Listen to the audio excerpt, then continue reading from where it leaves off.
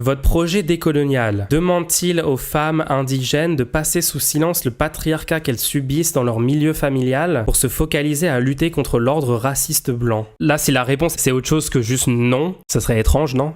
On se regarde Ouria Boutelja, il fait chaud, prenez-vous une petite boisson. De l'eau avec un petit peu de citron, c'est ma recommandation du jour. Et c'est parti les gens. Bonjour, c'est Ouria Boutelja. Oula. Première take assez risquée, je trouve. Pour la chaîne à gauche. Le communisme est-il une alternative pour les indigènes? Le communisme est-il une alternative pour les indigènes? Nous, en tant qu'indigènes, que ce soit des indigènes du Sud ou des indigènes d'Europe, on a un rapport conflictuel avec le communisme réel. Attends, juste pour être clair, quand elle dit indigène, elle dit personne non blanche. C'est ça que ça veut dire indigène? Je pense pas qu'il compte les personnes d'origine asiatique dans les indigènes, c'est plus restrictif. Hein? Les populations issues de la colonisation française. Mais du coup, il y a des personnes asiatiques aussi, genre la France a eu des colonies en Asie. Pourquoi vous me dites qu'il n'y a pas des personnes d'origine asiatique? Personnes non blanches issues du territoire colonial français? Nous, en tant qu'indigènes, que ce soit des indigènes du Sud ou des indigènes d'Europe, on a un rapport conflictuel avec le communisme réel. Non pas avec l'idée communiste, mais avec le communisme réel. Quoi, il n'y a pas de communisme réel?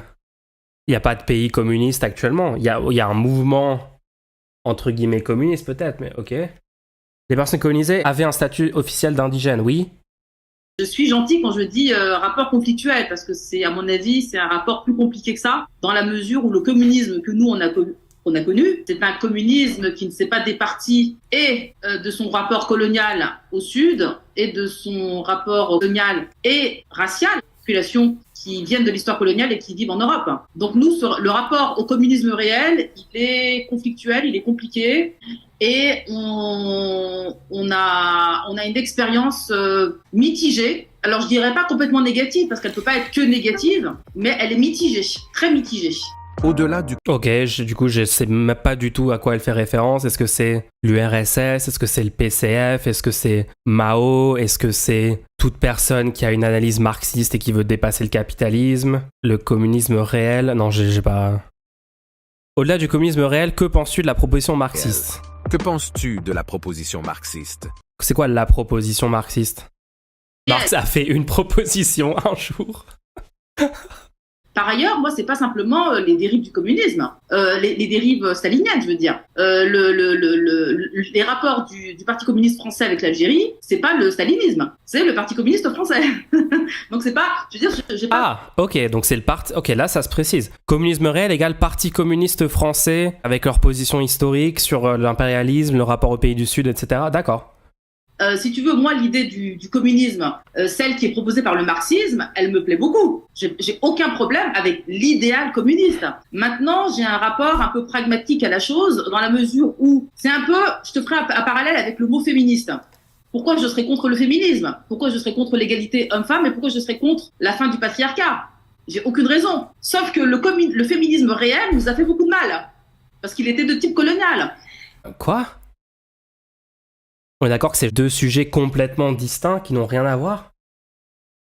En quoi, genre, vouloir le droit de vote des femmes en France, le droit à l'avortement, en quoi est-ce que les gens qui militent pour ça, les militants et militantes féministes, il y a eu des féministes racistes, mais ça veut pas dire que le féminisme est intrinsèquement colonial? Bah ouais. Historiquement, le féminisme était un féminisme de blancs. Attendez, on est d'accord que les féministes qui ont obtenu le droit de vote des femmes en France, c'était pas le droit de vote des femmes blanches. C'est le droit de vote des femmes. Le droit à l'avortement, c'est pour les femmes. Est-ce qu'il y a des personnes qui se disent féministes, qui ont lutté pour les droits des femmes et qui sont racistes, pas clairs sur la colonisation française ou des trucs comme ça? Évidemment. Mais ça, c'est pas le féminisme. C'est des personnes qui sont féministes sur le sujet des droits des femmes et qui sont pas basées sur d'autres sujets. Ok. Et aujourd'hui, ce sont des outils, ce sont des mots qu'on aura des difficultés à utiliser devant un public qui a été échaudé, tu vois. Donc le projet qui est le nôtre, c'est réappropriation des moyens de production. Si je peux dire de cette manière-là, ben, je suis évidemment tout à fait d'accord. Maintenant, l'usage du mot communisme et communiste, c'est un peu compliqué. C'est un peu compliqué parce que ça fait rêver personne, en fait. Et il est là le problème. Là, elle a raison. Elle a totalement raison. Moi, je suis pas du tout pour qu'on utilise le mot communisme. Je suis désolé, je sais qu'il y a des gens à gauche qui essayent de remettre le mot communisme au goût du jour et je trouve que c'est vraiment pas stratégique. Je vois pas pourquoi on a besoin de l'étiquette communisme en fait. Sachant qu'en plus, si tu relis les textes qui ont fait émerger ce mot, c'est littéralement une société sans classe, sans état, sans argent, qui est genre tellement lointaine de ce qu'on peut imaginer aujourd'hui. D'ailleurs, je sais même pas si c'est souhaitable. Moi, j'ai pas encore eu de bons arguments pour éliminer l'argent ou éliminer l'État dans notre société. J'ai pas encore eu de bons arguments, donc je suis en attente. Mais même si vous êtes convaincu de ça, c'est un truc tellement lointain et tout, je vois pas du tout. Enfin, vous allez juste créer de la confusion en fait. Si vous essayez de dire mais non, on veut pas abolir l'État et l'argent, on va juste faire en sorte que les moyens de production soient collectivement possédés par les travailleurs et qu'il y ait plus d'exploitation d'une classe sur l'autre. Et c'est ça économiquement le communisme. Vous êtes déjà en train d'aller à l'encontre d'une définition établie. Et en plus, les gens dans leur tête, vous dites moi je défends le communisme. Direct, ils ont l'image de l'URSS, la Corée du Nord, la Chine. C'est littéralement contre-productif de reprendre tout ça. Les gens, on est au 21e siècle. On n'a aucune obligation de reprendre des esthétiques, les mots, les clichés et tout du 20e siècle, du mouvement pour la sortie du capitalisme. On n'est pas du tout obligé. Donc là, je suis d'accord. Honnêtement, le fait d'être anti-étiquettiste et de juste proposer des trucs concrets du style garantir les besoins vitaux avec des logements gratuits, de la nourriture gratuite, du soin gratuit, socialisé, faire des coopératives, des trucs comme ça, genre vous voulez juste parler de politiques concrètes de mise en place d'un meilleur système. Je pense que c'est vraiment le truc le plus efficace. Par exemple, vous entendez quand je parle à la droite sur ce stream, quand je parle à les gens qui sont totalement contre ces propositions-là, le fait que je mets pas d'étiquette socialiste ou communiste et juste je fais des propositions, ça force la droite à tenter de répondre sur le fond.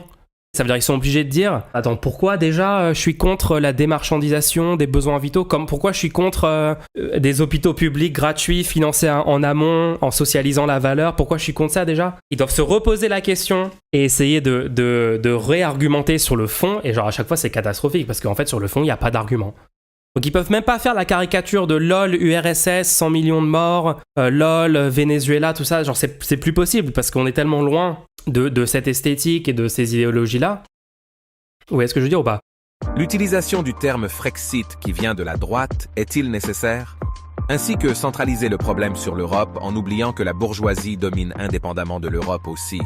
Alors, dans mon livre, je sais pas si tu l'as lu, le dernier... Attends, Boutelja est premier degré pour le Frexit. Oh non, les gens, non.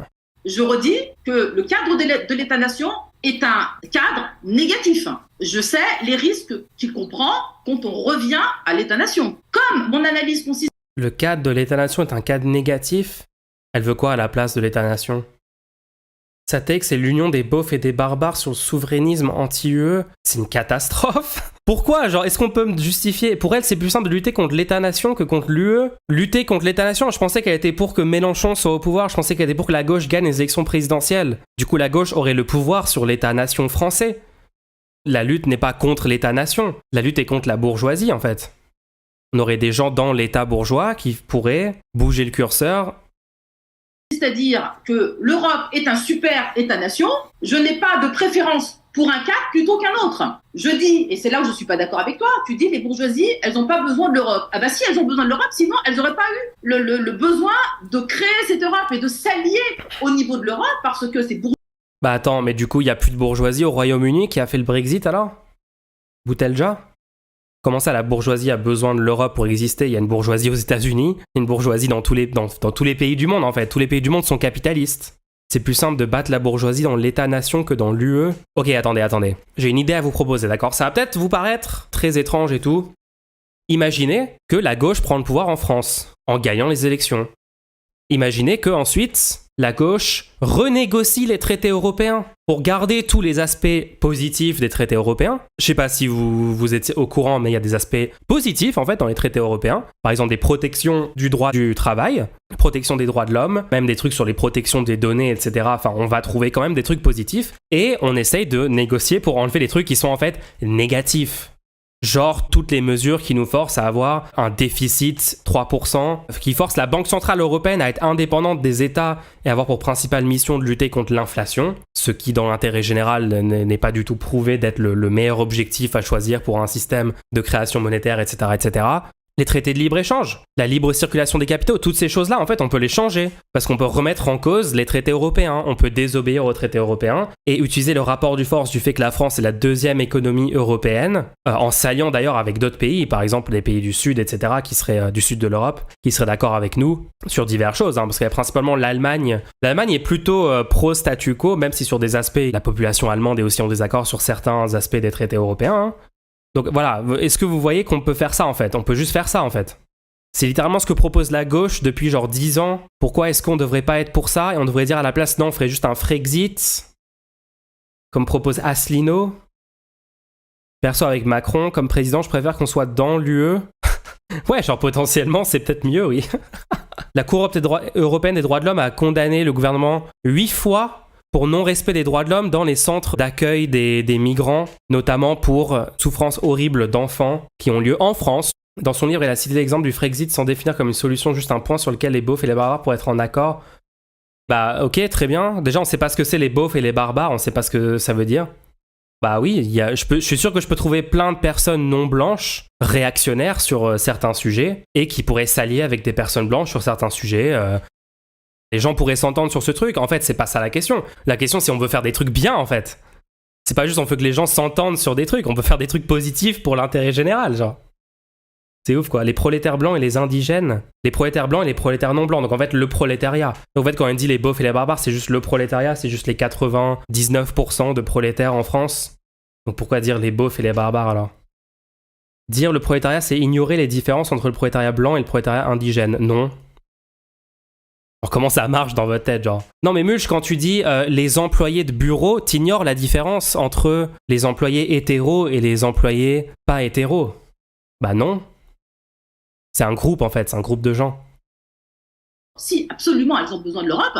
Et j'ajoute qu'elles ne seraient pas aussi mobilisées contre les formes de Frexit de gauche si elles n'avaient pas un besoin vital de cette Europe. Donc en fait, quand elles sont mobilisées contre les formes de Frexit, c'est qu'elles savent parfaitement que c'est contre leurs intérêts. Ça, c'est une chose. La deuxième chose, c'est toi qui donnes une définition négative du mot Frexit. C'est toi qui l'articule à l'extrême droite. Pour moi, le Frexit est un mot absolument neutre. Ça ne veut rien dire. Ça vient de Brexit, et Brexit, ça vient plus de l'extrême droite. Non, parce qu'il faut le nommer. Non, le Brexit, il faut le nommer. C'est un Brexit de droite. Le Frexit de Johnson est un Frexit de droite. Le Frexit, l'ancien Frexit que proposait l'extrême droite est un Frexit d'extrême droite. Je dis que le Frexit est un mot neutre, un mot auquel il faut mettre un contenu, et le contenu, il peut être un contenu décolonial, il peut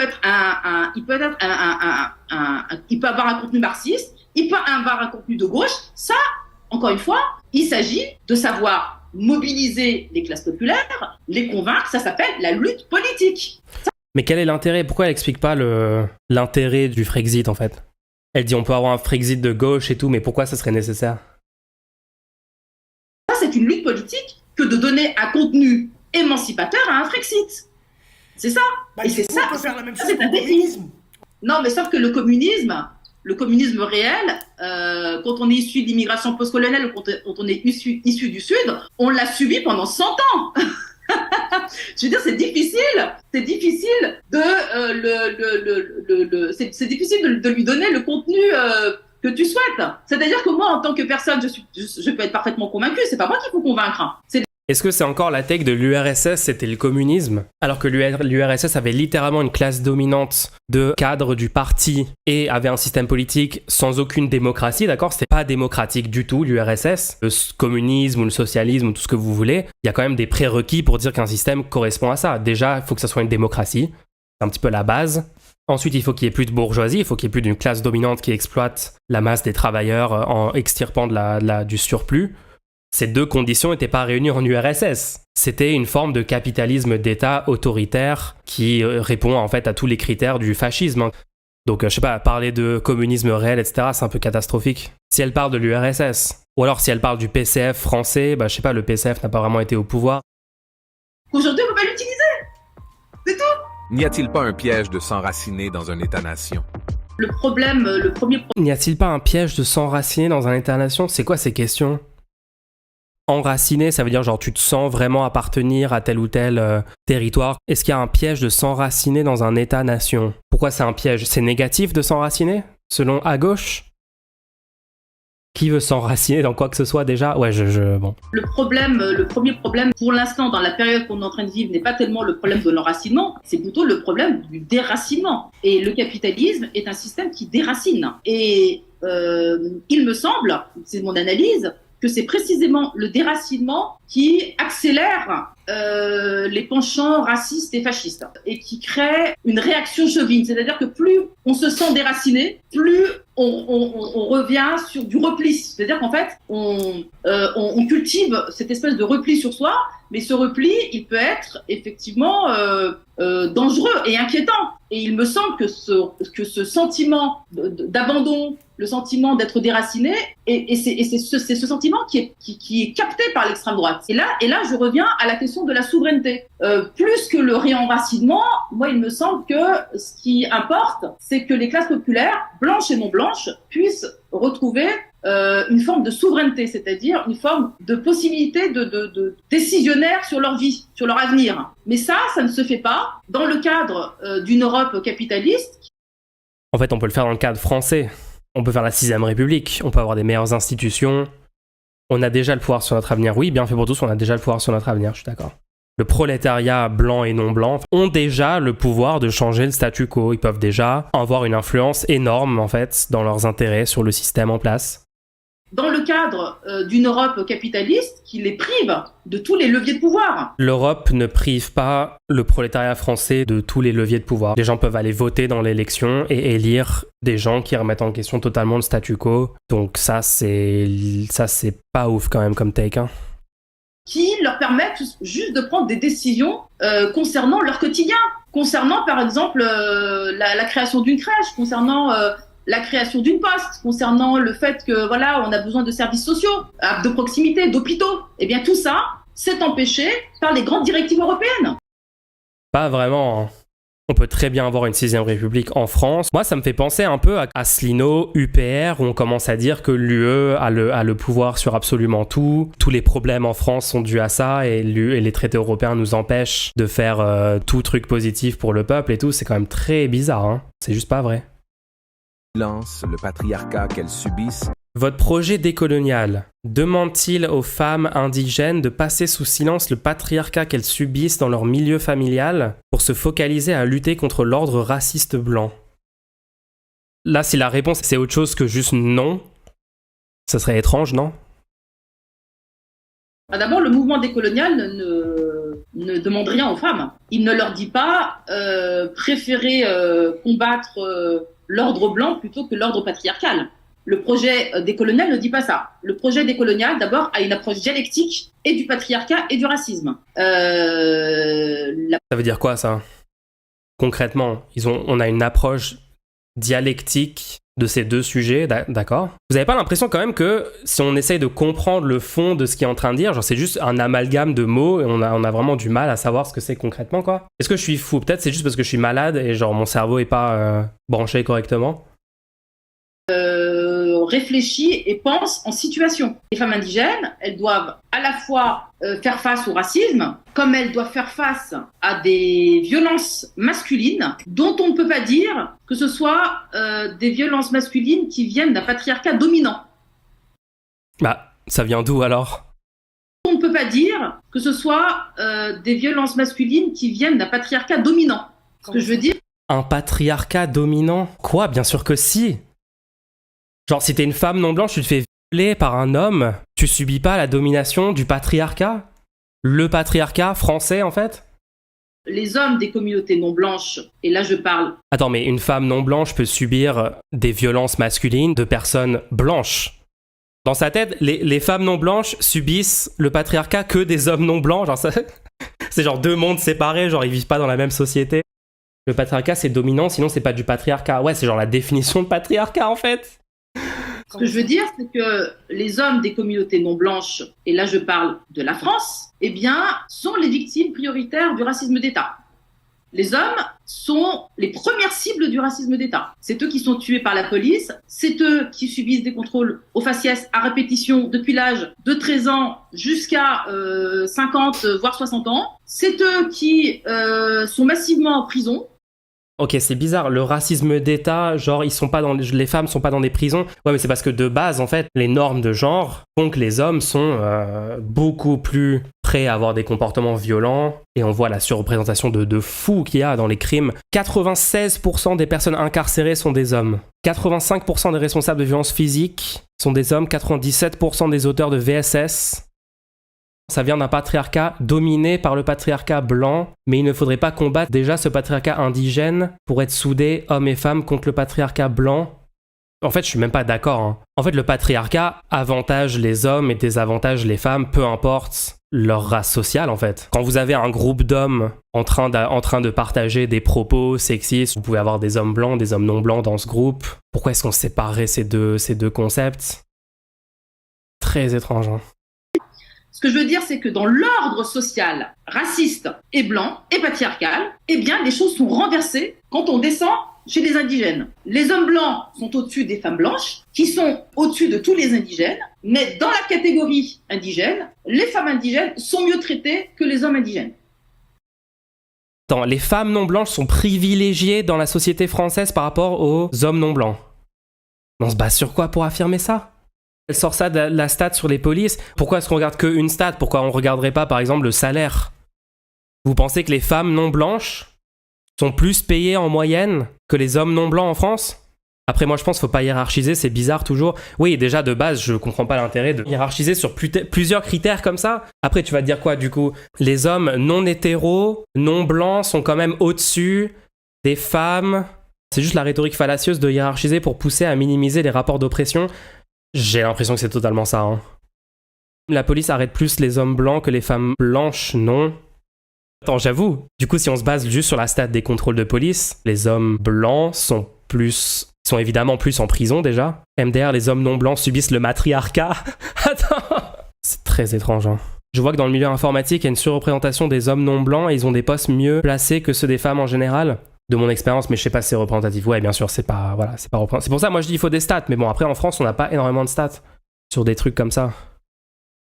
Si j'ai bien compris son discours, par ailleurs, qui pourrait expliquer cette take, c'est qu'il y a un racisme plus virulent envers les hommes, dont les stéréotypes racistes, les hommes non blancs, sont vus comme une menace directe. Ouais, bah c'est vrai qu'il y a des formes de racisme qui touchent, enfin des stéréotypes, des formes de racisme qui touchent spécifiquement les hommes non blancs, ouais, bien sûr. Après, je sais pas si tu peux affirmer genre, en général, dans la société française, les hommes non blancs sont moins bien traités que les femmes non blanches. Enfin, j'aurais besoin de beaucoup plus de données pour affirmer ça. Perso, je comprends pas encore tout ce qu'elle veut déduire de tout ça. Ouais, bien fait pour tout, je comprends pas l'intérêt de faire cette hiérarchie. Je vois pas du tout où ça nous mène de commencer à dire des trucs comme ça, genre. Les femmes indigènes sont mieux traitées que les hommes indigènes. La violence des hommes, qui, de mon point de vue, vient d'abord de la violence de l'État, à leur égard, effectivement se répercute sur le plan familial. Attends, la violence des hommes qui vient de la violence de l'État ? En quoi est-ce que les violences des hommes, ça vient de l'État, les gens ? C'est le côté marxiste, toute violence vient de l'État bourgeois et son abolition et l'abolition de toute violence. Bah, cette take est catastrophique. Non, toute violence ne vient pas de l'État bourgeois, non ? À leur égard, effectivement, se répercute sur le plan familial, sur les femmes de la communauté. C'est une vérité. Sauf qu'il faut savoir identifier et définir ce patriarcat de manière claire. Comment définis-tu le patriarcat indigène ? Le patriarcat, c'est pas quelque chose qui a été inventé par les Blancs, ça existait avant. Et tout le bassin méditerranéen, anthropologiquement, est patriarcal. Donc nous, qui venons des pays du Sud, nous venons d'un ordre patriarcal. Les pays d'Afrique du Nord, je dirais pas ça de toute l'Afrique subsaharienne. L'Afrique du Nord ce sont plutôt des sociétés de type patriarcal. Simplement, le patriarcat indigène a été profondément transformé par le colonialisme. Oui. Moi, je vis ici en Europe, sous l'État-nation français. C'est lui qui produit le patriarcat. Les hommes indigènes sont le produit du patriarcat français. En quoi l'État-nation produit le patriarcat ? On pourrait très bien changer complètement la forme des institutions en France. On pourrait par exemple dire maintenant chaque département gère à son échelle en démocratie directe, je sais pas quoi, on n'a plus d'État-nation. Et tu peux avoir exactement les mêmes normes patriarcales. Le patriarcat ne dépend pas de l'existence de l'État-nation en fait. Tu peux avoir un patriarcat sans État-nation, tu peux avoir un patriarcat, peu importe les institutions, la forme de gouvernement, la forme d'organisation sociale en fait. Le patriarcat dépend du capitalisme et de la bourgeoisie. Non. On peut très bien avoir un autre système économique que le capitalisme et avoir un système patriarcal. Vous pensez premier degré que si on claquait des doigts et on socialisait littéralement tous les moyens de production, ça y est, genre la masculinité toxique se désintègre. Il n'y aura plus besoin d'une lutte féministe pour lutter contre les constructions de genre, contre la culture du viol. En fait, c'est deux trucs séparés. Tu peux avoir un système non capitaliste qui est patriarcal. Tu peux avoir un système capitaliste sans patriarcat du tout. Du coup, attends, parce qu'on a un peu oublié en fait ce que c'était la question. Votre projet décolonial demande-t-il aux femmes indigènes de passer sous silence le patriarcat qu'elles subissent? Elle a répondu à un long truc, mais sans dire clairement oui ou non. Masculinité tout à fait toxique, mais qui continue de produire des masculinités qu'on connaît très bien sous le régime capitaliste. Tu réfutes l'étiquette progressiste. Est-ce pour faire chier les Blancs? Ah non, ça serait ridicule. Si c'était juste pour faire chier les Blancs, ce serait inconséquent, ce serait bête. Bien fait, c'est pas pour faire chier les Blancs, mais pour faire chier les racisés blancs. Je rejette le progressisme dans sa réalisation. Bon bah ok. Je pense là c'est très clair. C'est pas juste le concept, c'est pas juste l'idée de progressisme, c'est littéralement la réalisation du progressisme. Genre quand on le réalise réellement, par exemple, le féminisme, on peut dire qu'elle est juste conservateur du coup, on est d'accord. Une personne qui rejette l'application concrète du progressisme, c'est une personne conservatrice. Le progressisme dans sa réalisation. Le progressisme qui émane des milieux blancs est un... Attends, mais du coup, c'est pas le progressisme. Pourquoi est-ce qu'à un moment dans la phrase, on dit « je suis pas pour le progressisme », après c'est le progressisme qui émane des milieux blancs? C'est pas la même chose du coup. Le progressisme qui émane des milieux blancs est toujours un progressisme d'intégration dans l'État-nation. L'État-nation français est un État-nation impérialiste. Donc par exemple, quand des femmes blanches ont milité pour le droit de vote des femmes et l'ont obtenu, elles rejettent ce progressisme parce que c'est dans le cadre de l'État-nation impérialiste. Prenons 3 catégories. Les ouvriers, les femmes et les homosexuels. Les 3 catégories ont produit des luttes d'émancipation dites progressistes. Mais toutes acceptent l'impérialisme français. En fait, on veut améliorer notre condition d'ouvrier à l'intérieur de l'État-nation. Quand les travailleurs français de toute race sociale ont fait des grèves pour obtenir des droits, des congés payés, etc., en fait, vu qu'ils acceptaient quand même le colonialisme, comment ça ils acceptaient? Genre, ils n'avaient pas le choix. En fait, ils se posaient même pas la question. Les gens qui luttent pour des luttes progressistes, que ce soit les travailleurs, les LGBT, les femmes, etc., c'est une bonne chose. En fait, c'est comme si tu peux participer à une lutte qui est positive sur un sujet, et c'est pas problématique si t'as pas aussi fait une lutte sur un autre sujet, en fait. Je vois pas ce qui est problématique. En acceptant les rapports Nord-Sud, en acceptant... En quoi ils ont accepté? Quand les personnes LGBT ont fait la gay pride, etc., en quoi est-ce que, en faisant ça, ils acceptaient le colonialisme? Genre, what? Une lutte émancipatrice n'est pas en faveur d'autres rapports d'oppression. Ça n'a aucun sens, on est d'accord que c'est extrêmement bizarre. Parce qu'ils militent pas contre... Attends, Alpaga dans le chat, si je milite pour, je sais pas, le mariage pour tous, mais que je milite pas contre le néocolonialisme français, etc., c'est problématique ça? En plus, est-ce que c'est pas ces mêmes personnes qui disent l'inverse quand il s'agit de la lutte contre le racisme systémique? C'est-à-dire, nous, on lutte contre le racisme systémique, et c'est pas grave si on prend pas position sur d'autres sujets. Je pense que Ouria Boutelja a cette position. Je l'ai entendu dire des trucs qui ressemblaient beaucoup à ça quand même. L'impérialisme français. En fait, tout accepte le deal avec l'impérialisme français, qui consiste à dire on veut améliorer notre condition d'ouvrier à l'intérieur de l'État-nation en acceptant les rapports Nord-Sud. En acceptant... Non, c'est pas en acceptant les rapports Nord-Sud, c'est juste on veut récupérer la valeur qu'on produit dans les entreprises parce que c'est les travailleurs qui produisent la richesse. Quel rapport entre vouloir ça et accepter une autre oppression en fait? On veut améliorer notre sort sans remettre en cause l'impérialisme français. Ça veut dire en exigeant notre part du gâteau des rapports impérialistes. Les femmes, c'est pareil, c'est ce qu'on appelle le fémonationalisme. On veut le droit à l'avortement, on veut des droits, machin, etc., sans jamais remettre en cause l'impérialisme. Qui dit ça? La récupération de la lutte contre l'homophobie ou du féminisme dans le seul but d'oppresser les non-blancs ou les musulmans, c'est pas une lutte émancipatrice, ça n'a aucun sens de dire que l'émancipation des femmes ou des homos est un problème en soi et qu'on ne peut pas le défendre. On est d'accord, genre. Nous disons pas de féminisme sans anti-impérialisme. Pas de féminisme sans anti-impérialisme. Donc si par exemple un groupe de féministes se constituent et demandent des droits, si elles disent pas aussi on est contre l'impérialisme, mais il faut le dire ou il faut genre faire des actions, c'est quoi le threshold pour que ça soit acceptable d'être féministe? Il faut faire quoi exactement? C'est tellement bizarre. Bien fait, du coup, si toutes les luttes invalident celles des autres, tant que c'est pas la tienne qui en est la priorité totale, on ne fera jamais rien et on laisse les dominants oppressés au calme en les excusant parce qu'ils subissent d'autres oppressions, c'est débile. Pas de féminisme sans anti-impérialisme. Ça veut pas dire qu'on est contre le féminisme. Ça veut pas dire qu'on est contre le progrès et des nouveaux droits pour les femmes. On dit que... Donc du coup, t'es progressiste sur le féminisme, du coup. Pourquoi tu dis que t'es pas progressiste? C'est ça que ça veut dire progressiste, en fait. Je rêve d'un débat Munch-Ouria. Ah, y a pas de souci. Moi, je suis prêt à discuter avec Ouria Boutelja. Si elle veut discuter avec moi, y a aucun souci. Moi, je serais très intéressé d'avoir des conversations sur nos désaccords, parce que visiblement, on a quand même beaucoup de désaccords. Ça veut pas dire qu'on est contre le féminisme. Ça veut pas dire qu'on est contre le progrès et des nouveaux droits pour les femmes. On dit que celui-ci doit être articulé à la lutte contre l'impérialisme. Sinon, on est réduit à ça, à faire du fémonationalisme. Non! Imagine des féministes qui s'en foutent totalement de la lutte contre l'impérialisme français, qui obtiennent le droit de vote des femmes. En quoi c'est du fémonationalisme? C'est pas ça le fémonationalisme. C'est pas nationaliste de lutter pour obtenir des droits dans un pays. C'est pas ça le nationalisme. C'est-à-dire améliorer concrètement, c'est ça que ça signifie, le sort des femmes blanches qui sont déjà des femmes privilégiées à l'échelle de la planète. Mais c'est pas parce que t'es déjà privilégié par rapport à d'autres personnes dans le monde que tu peux pas avoir plus de droits, plus de liberté et continuer la lutte, en fait. En fait, on veut pas niveler par le bas tout le monde. On veut améliorer la vie de tout le monde. Donc super, si les féministes en France luttent et obtiennent des droits pour les femmes, c'est positif. Pourquoi dire que il faut pas le faire si en même temps tu luttes pas pour les droits des femmes ou contre l'impérialisme français dans d'autres pays, etc. Ça n'a juste aucun sens. Pas que les blanches pour le coup. C'est-à-dire améliorer concrètement, c'est ça que ça signifie, le sort des femmes blanches qui sont des... Attention, je vais vous apprendre une information qui va peut-être vous choquer.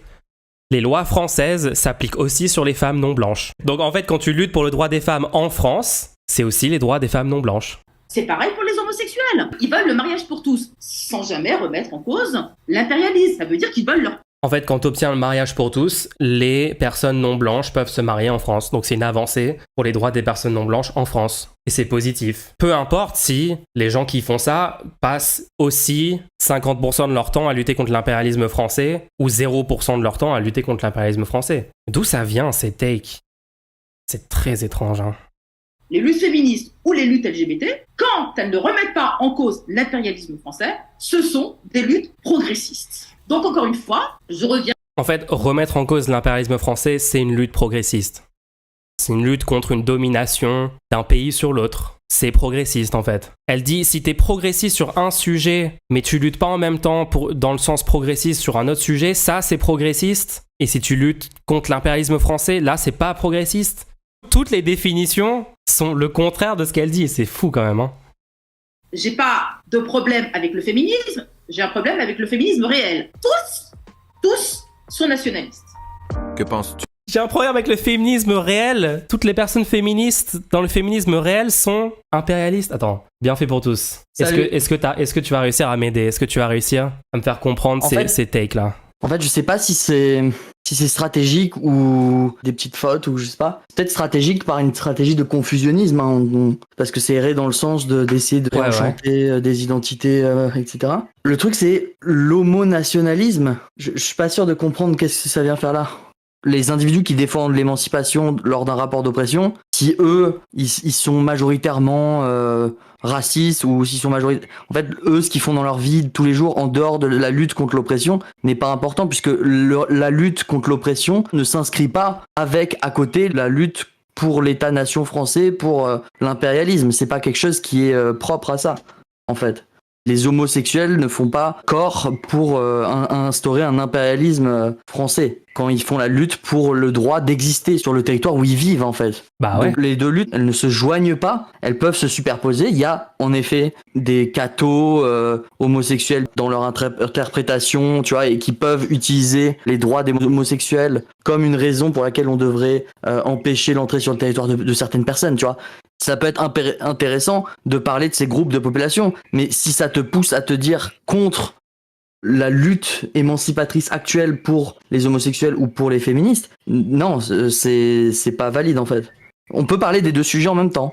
Cette complexité est possible. On peut techniquement dire qu'on est pour le féminisme, pour les droits des homosexuels et contre certains usages qui sont faits aujourd'hui. Il y a pas de problème avec ça en fait. Il y a pas besoin de se dire contre. En fait, que si tu te dis contre, en fait, qu'est-ce que tu es en train de remettre en question? Et c'est ça c'est pour ça que je te dis au début que on est sans doute sur du confusionnisme, parce qu'elle se dit à la fois contre et à la fois elle dit par contre je suis pas contre les droits qui sont gagnés. Bah oui, mais si t'es contre la lutte pour obtenir ces droits-là et pour donc les droits, gens qui luttent réellement pour obtenir ces droits-là. Il y a un problème quoi.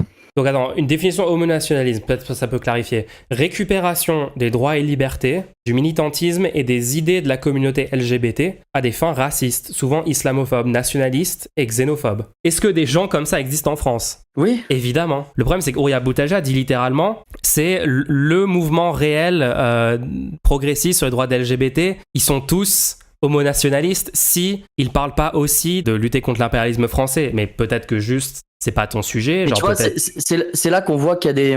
Moi, ça me fait penser à l'idéologie de Tatiana Ventose, tu sais. Mais Tatiana Ventose, c'est de l'autre côté. Ouais. Ouria Boutaja utilise l'identité des personnes qui sont dans la lutte pour dire que la lutte, il faut pas la mener. Tandis que Tatiana Ventose va utiliser l'identité des personnes qui sont dans la mauvaise lutte pour dire qu'il faut faire la mauvaise lutte. Donc Tatiana Ventose, elle va utiliser la stratégie de dire, regardez, pour qui votent les ouvriers? Ah, donc c'est pour ça qu'il faut voter si vous êtes du côté des ouvriers. Tandis que là, Ouria Boutaja fait un peu le truc inverse, c'est-à-dire mais qui sont les gens qui défendent les droits des LGBT? En fait, c'est des fascistes. Donc il faut pas défendre le droit des LGBT. Donc c'est un raccourci très étrange, ouais. Que penses-tu de la position de Bégodeau? Oh non, j'avais pas vu, ils m'ont parlé de Bégodeau. Bon, attends, on sait pas, peut-être que là, on va être beaucoup plus d'accord avec elle. Que penses-tu de la position de Bégodeau sur l'abstention? Alors, moi, je suis à la fois très en accord avec Bégodeau et très en désaccord. Je suis très en accord avec lui parce que je pense qu'on est d'accord quand même sur... Ce qui est juste, j'en profite de ça, ce qui est totalement valide. Vous pouvez à la fois être d'accord avec une partie du discours de quelqu'un, oui, et en désaccord sur une autre partie du discours de quelqu'un. C'est important de normaliser ça parce que... C'est vrai. Attends, quoi? Mais finalement, t'es pas en désaccord avec cette personne? Ah, non, j'avais dit que j'étais en désaccord sur ce point. Par exemple, attention, surprise, surprise, je suis d'accord avec Ouria Boutaja quand elle dit en 2022, fallait voter Mélenchon. Là, tout le chat va péter un câble, genre... Ah! C'est un système qui cherche le consentement des masses, mais qui, au final, est au service de la légitimation du pouvoir capitaliste. D'accord. Ça, j'ai aucun problème là-dessus. Donc, je ne suis pas contre ce qu'est le système électoral. Je suis d'accord qu'il faut s'en méfier. Je suis d'accord que dans de nombreuses situations, ne pas voter, c'est très bien. Je veux dire, c'est pas, j'ai pas comme principe qu'il faut voter. Pour autant, j'ai un rapport. Et dans de nombreuses situations en France, j'imagine. Hein. Enfin, je vois pas le contexte, c'est la France. Ok, la manière dont c'est dit, c'est vrai. Le problème, c'est ce que ça sous-entend. Genre, si n'importe quel abstentionniste écoute ça, il pourra entendre, genre, c'est pas grave ce que t'as fait. Exactement. Chaque élection est différente et spécifique. Et par exemple, les positions qu'il a prises lors des élections présidentielles, pour moi, elles étaient mauvaises. Je pense que là, on a eu une fenêtre historique, la progression d'un Mélenchon. On avait ici une occasion de porter au pouvoir quelqu'un qui prenait en compte les acquis de l'antiracisme politique, quelqu'un qui prenait en compte la lutte contre l'islamophobie. On a eu ici une occasion d'avancer vers un projet beauf et barbare, précisément. Là, elle a raison. Juste vers un projet bof et barbare. Ouais, bon, ça, je sais pas ce que ça veut dire, mais...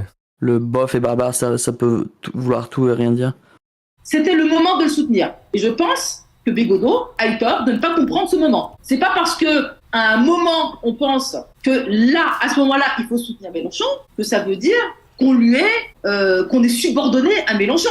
Ça, c'est complètement essentiel de le comprendre. Basé. Et moi, perso, j'étais super content d'avoir ce genre de propos, d'entendre ce genre de propos pendant les campagnes. Il faut normaliser... Je crois que Boutaja était une des seules personnes à diffuser cette take publiquement, ce qui est juste lunaire. Hein. C'est-à-dire que la gauche française est dans un état de réflexion et de position là-dessus catastrophique. C'est une des seules à défendre ce propos-là pendant la campagne. Et c'était frustrant pendant la campagne de voir tous ces petits bourgeois avoir un peu peur. Oh mon Dieu, si jamais je parle de Mélenchon, on va croire que je défends Mélenchon et du coup je vais perdre mon emploi et tout.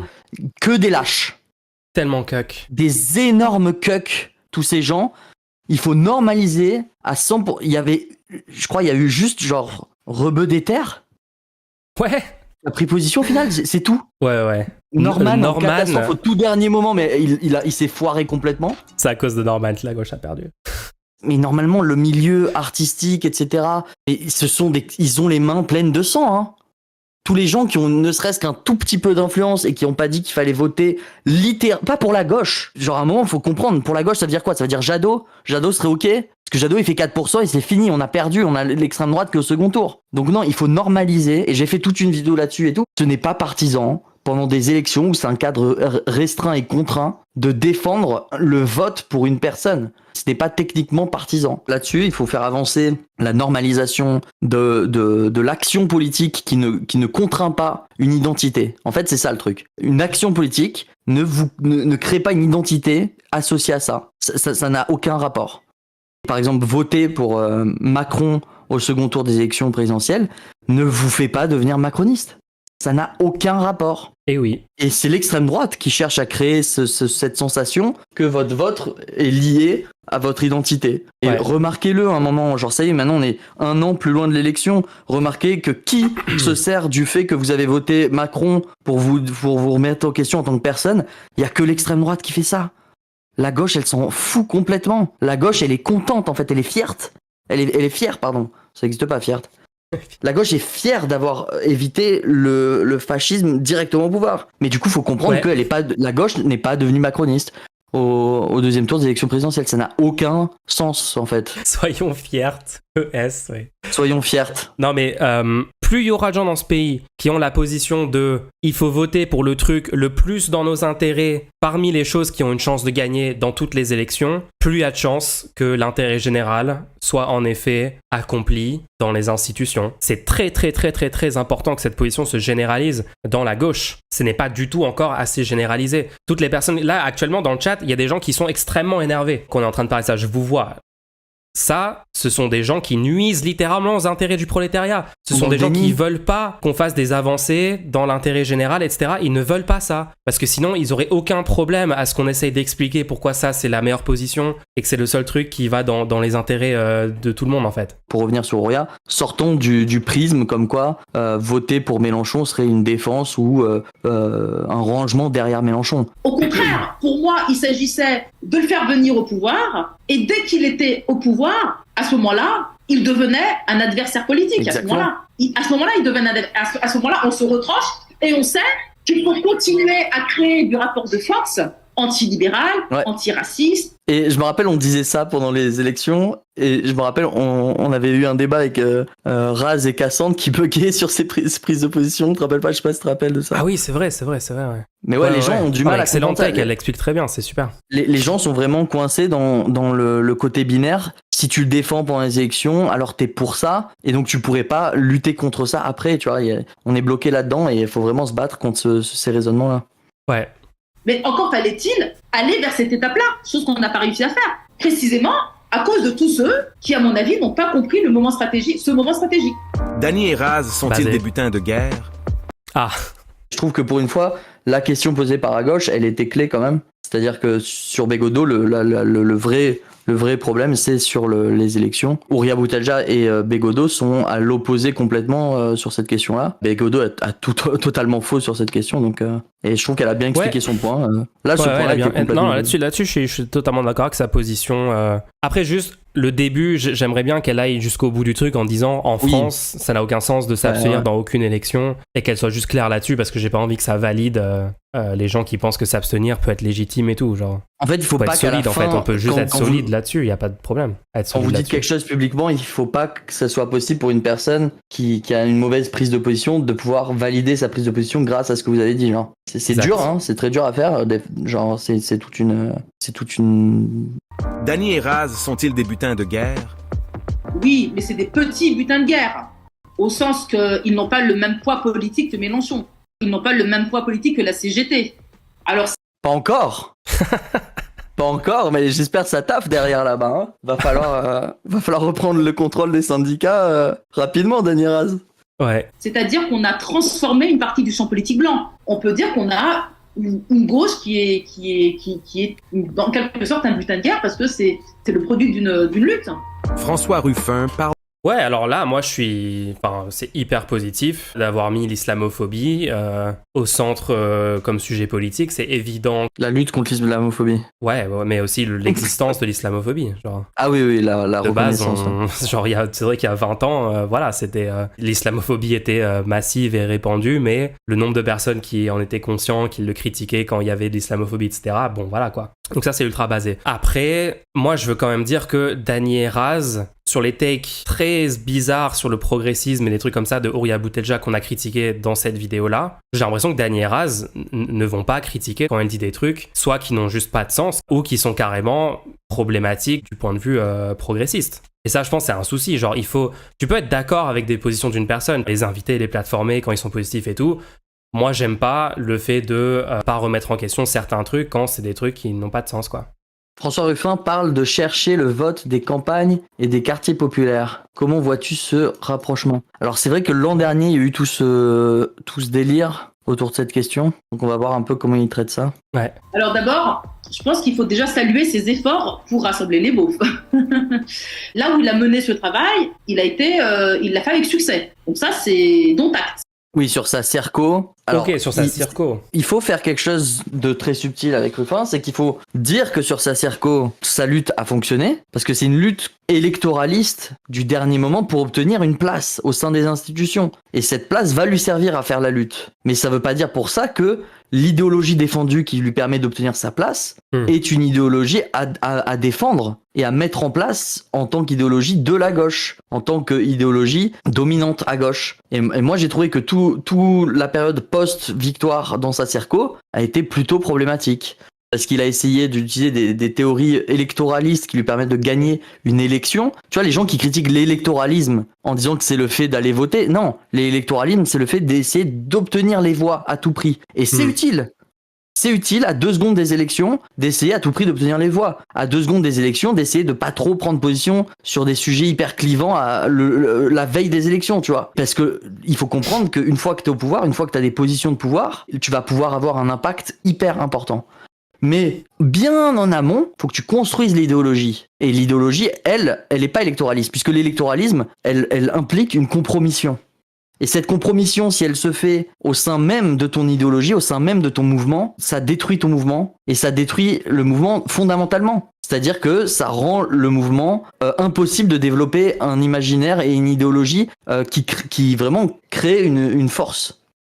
C'est-à-dire qu'on va pas pouvoir allier des gens derrière l'idée que les gens qui touchent les aides sont en effet des assistés.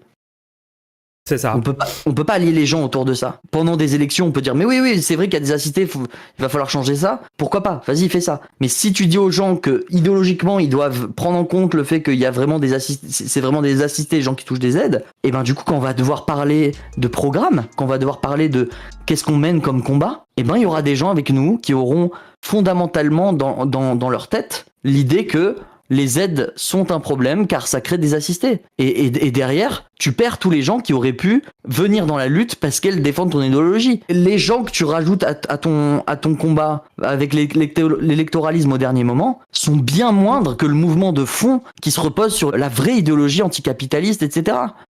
Ce qui fait la force dans le pays de la gauche de rupture, c'est qu'elle est de rupture. En sortie d'élection, ça y est, le travail reprend, le travail idéologique de fond reprend. Les strates confuses, etc., court-termistes n'ont plus lieu d'être, en fait. Le chat, on fera une discussion, il n'y a pas de souci, on la fera. Ah, attends, il y a eu un drama sur le chat et du coup personne m'écoutait, c'est ça ? Dany a dit qu'il est chaud de venir en vocal. Dany, arrête de me couper la parole dans le chat, s'il te plaît. Dany, dans le chat, coupe trop la parole à BPT. Les gens, j'ai déjà eu genre 3 discussions avec Dany Raz, de quoi vous parlez, genre, what ? Le chat pète un câble. Il y a juste 50 viewers, Zawakuk dans le chat. C'est vraiment les meilleurs streams. Écoutons ce que dit Ouria Boutelja. Il a plutôt que de les abandonner soit à l'abstention, soit à l'extrême droite, ça déjà il faut le saluer. C'est une très bonne chose. Ça c'est la première chose. La deuxième chose, Ruffin a un rapport de force par rapport à moi largement favorable. Moi je suis rien par rapport à Ruffin. Donc moi je ne peux pas avoir des prétentions par rapport à lui. C'est pas comme si moi je faisais sortir les masses dans la rue et je pouvais arriver devant Ruffin et lui dire parlons d'égal à égal. Ouais, je vois pas trop l'intérêt de faire remarquer ça. On a quand même un impact, quelle que soit notre échelle, sur tout et tout le monde. Hein. Alors continue. Qu'est-ce qu'elle en déduit, ça? Donc moi, je ne suis pas en capacité de proposer un débat à Ruffin. Par contre, lui, il est en capacité de le refuser. Et c'est ce qu'il va faire. Mais j'ajoute que ce n'est pas parce que je suis dans un rapport de force défavorable que j'ai tort. Et de ce point de vue-là, Ruffin peut ignorer autant qu'il veut la question de l'alliance des beaufs et des barbares. Il faudra qu'il y arrive un jour. Il ne va pas pouvoir l'ignorer. Tu as déjà évoqué le terme. Alors, on s'est peut-être écarté un peu de la question, mais c'est quand même important ce qu'elle dit. C'est vrai que Ruffin est aussi dans un confusionnisme qui a des aspects problématiques. On se souvient tous qu'il était au foot pendant la marche contre l'islamophobie. Ouais. Ou que il demandait les preuves sur l'affaire Adama Traoré. Et récemment, le truc de changement de genre à l'état civil, il dit genre non, faut pas trop heurter la population et tout, c'est tellement cringe. En fait, la question sur Ruffin, elle mentionnait pas de le rencontrer ou quoi. Moi, je croyais qu'elle était en train de parler du fait d'avoir un impact sur Ruffin. Ouais, la question c'était sur la strate. Est-ce qu'elle valide la strate de Ruffin et tout? Donc je comprenais pas pourquoi elle parlait de sa place. Mais je crois que la question d'origine, c'était autre chose que ça, je pense. Est-ce que tu aimerais parler à Ruffin? C'était plus ça la question d'origine, parce que sinon on comprend pas pourquoi elle commence à parler de oui mais il refuserait si on faisait un débat. Après la réalité c'est pas que la gauche n'écoute pas assez la ruralité, c'est que la ruralité n'écoute pas assez la gauche, mais bon. T'as déjà évoqué le terme de blanc solide, qui sont-ils pour toi? Babtou solide. Mec, le fait que l'extrême droite à premier degré fait une marque, des t-shirts avec écrit Babtou solide dessus, mais premier degré, j'arrive toujours pas à croire que c'est un vrai truc, genre c'est ouf quoi. Non, ça montre vraiment un aveu de faiblesse. Alors, si t'as besoin de dire, genre attends, c'est incroyable. Politique. Ce sont des blancs qui ne passent pas leur temps à s'auto-flageller parce qu'ils ont pris conscience qu'ils étaient blancs et qui ont pour seule politique la transformation individuelle, la prise de conscience individuelle. Pour nous, des blancs solides, c'est simplement des blancs qui comprennent la démarche décoloniale, qui comprennent qu'ils doivent faire leur travail à l'intérieur de leurs organisations, qu'ils doivent faire avancer l'agenda de l'antiracisme politique. Ouais, des blancs giga Tchad qui juste genre luttent contre le racisme systémique et contre l'impérialisme, ouais, basé. Moi, sur ce truc-là, j'ai jamais compris les gens qui se sentent mal parce qu'ils sont blancs. Genre vraiment, alors je sais pas si en France, je pense qu'aux États-Unis c'est peut-être plus répandu quand même ce genre de personnes, genre des libs blancs cringe sur le truc qui s'auto-flagellent. Ouais, je pense qu'en France c'est moins répandu, mais on va pas se mentir, moi je connais des gens, peut-être on peut dire bobo, même si j'aime pas ce terme. Non mais c'est bon, tu vois de quoi je parle. Qui sont cringe, qui ont une sorte de truc où ils s'auto-flagellent. Quoi, clipper les gens, clipper quoi, genre tout le monde comprend ce que je suis en train de dire. Bourgeois bohème. Mulch utilise le terme bourgeois pour des gens qui ne sont pas. Non, mais les gens qui ont honte, genre, n'ayez pas honte d'être blanc, les gens, personne n'a choisi. Vous n'êtes pas responsable de ce qui s'est passé avant que vous soyez né. Genre, ça n'a jamais eu de sens de penser ça. Et d'avoir une culpabilité par rapport à votre privilège de naissance, etc. Évidemment. Et si vous êtes blanc, vous êtes privilégié en France par le racisme systémique. Évidemment. C'est pas une honte, en fait. Vous pouvez juste être basé et lutter pour l'intérêt général sur tous les sujets et voilà, c'est tout, il n'y a pas de... Je me souviens, aux US, les gens qui s'agenouillent et qui s'excusent d'être blancs, genre, vraiment pas que ça se développe plus en France, quoi. Cette espèce de prise de conscience individuelle qui consiste à s'auto-flageller, à dire « je suis blanc mais je me soigne », parce qu'en fait, c'est pas ça, c'est pas ça la lutte je suis blanc, mais je me soigne. C'est pas ça. Quels sont vos liens avec les... Quels sont vos liens avec les indigènes en Afrique? Le terme indigène, moi je suis désolé, mais le terme indigène... Je pense qu'il est pas stratégique. Hein. Surtout que indigène à la base, c'est bien lié à l'endroit où tu résides, non? Ouais. Donc du coup, quand c'est en Afrique, on sait plus de quoi on parle, du coup. Autochtone, mais après, c'est aussi la catégorie légale que la France a construite pour les populations colonisées, ouais. En tout cas, moi, je me sens pas à l'aise de dire les indigènes pour parler des personnes non blanches. Genre, je suis désolé. À moins d'avoir vraiment des nouveaux arguments que j'ai pas entendus et tout pour me convaincre que c'est utile d'utiliser ce terme, j'ai plus l'impression que c'est contraire sert aux intérêts de la lutte antiraciste et tout d'utiliser ce terme. Après, c'est une question de optique, de stratégie et tout, donc bon, je suis d'accord, le débat est ouvert là-dessus, mais bon, ça c'est mon avis. Hein. Dit noir ou arabe, ouais, voilà, exactement. Si c'est ça que tu veux dire, si c'est de ça que tu parles. Apparemment, on a eu cette discussion au début du stream, apparemment, quand Ouria Boutedja dit les indigènes, il y a aussi des personnes asiatiques dedans, vu que la France avait des colonies en Asie. Est-ce que ça maintient pas une opposition aussi? Bah, un petit peu, hein.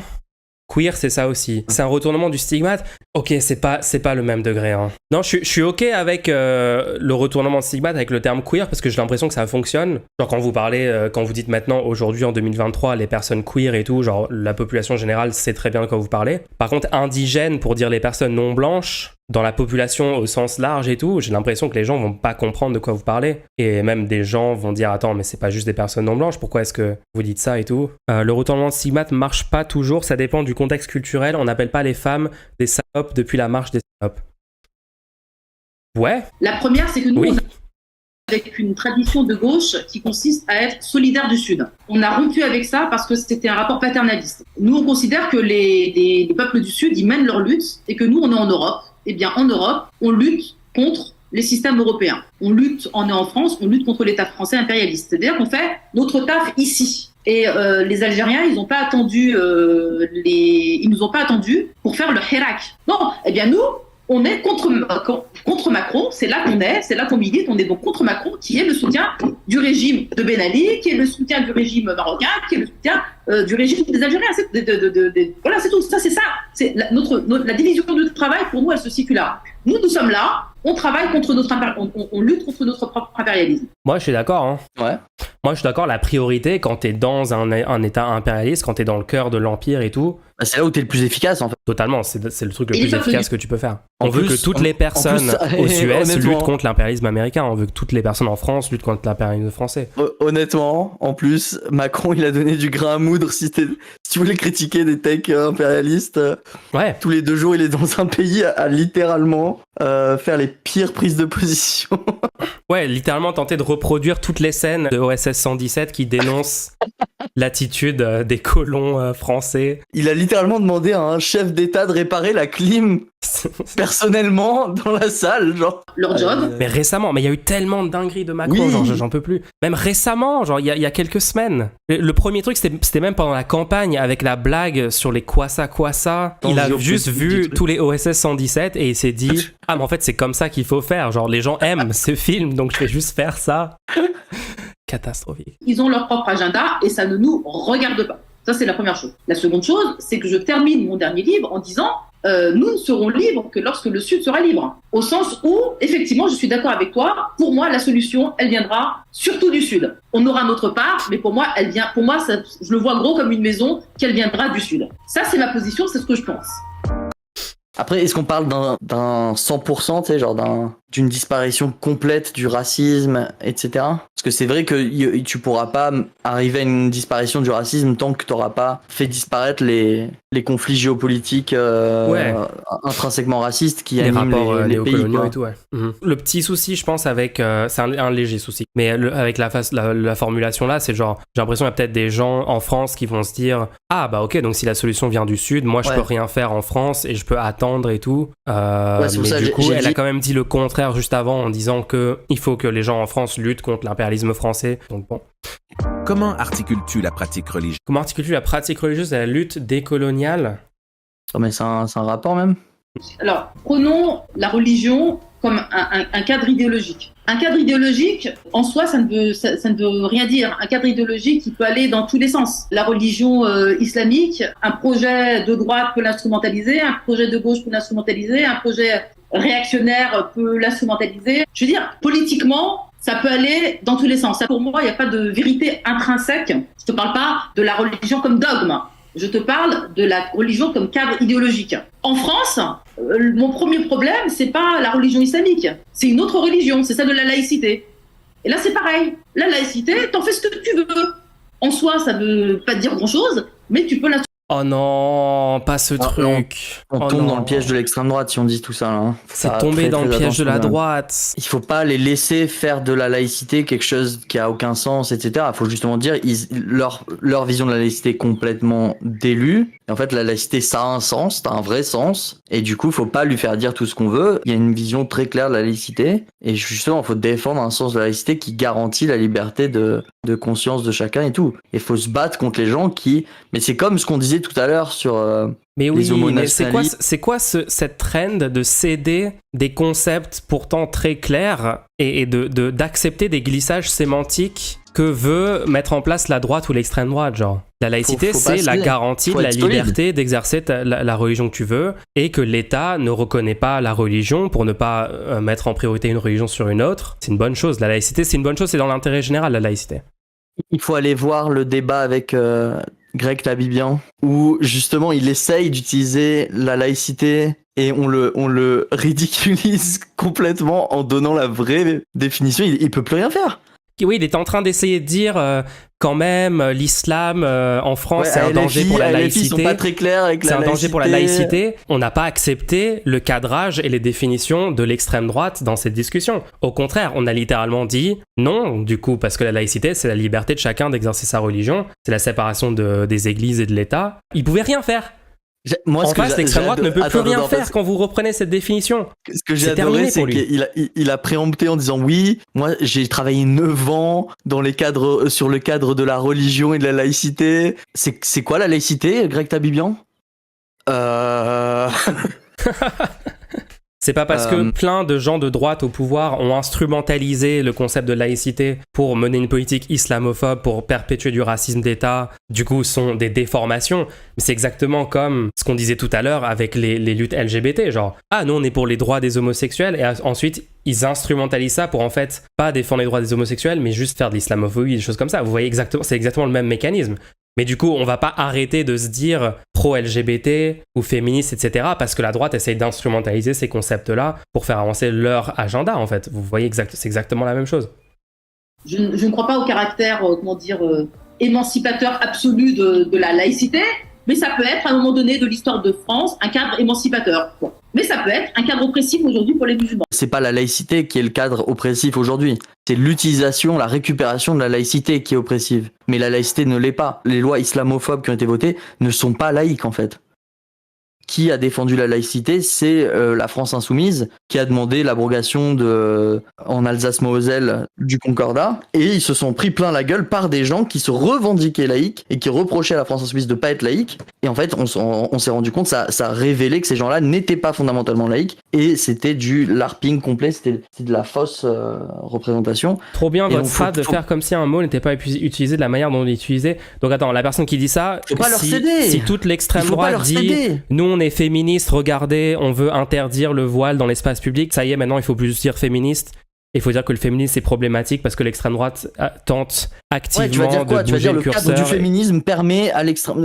aujourd'hui est oppressif. Ah, vous êtes trop catastrophiques, les gens. Non. Les Awakers sont tellement matrixés, c'est fou quand même. Hein.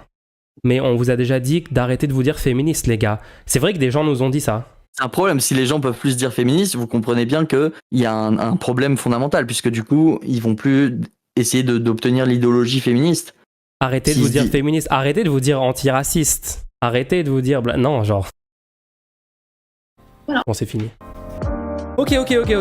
Bon, j'espère que ça a clarifié nos positions. Pas mal de gens nous avaient demandé quand même de react à du Ouria Boutelja et de donner nos avis sur ses positions, sur ses takes et tout. Du coup, j'espère que ça a répondu aux questions que les gens avaient. Voilà.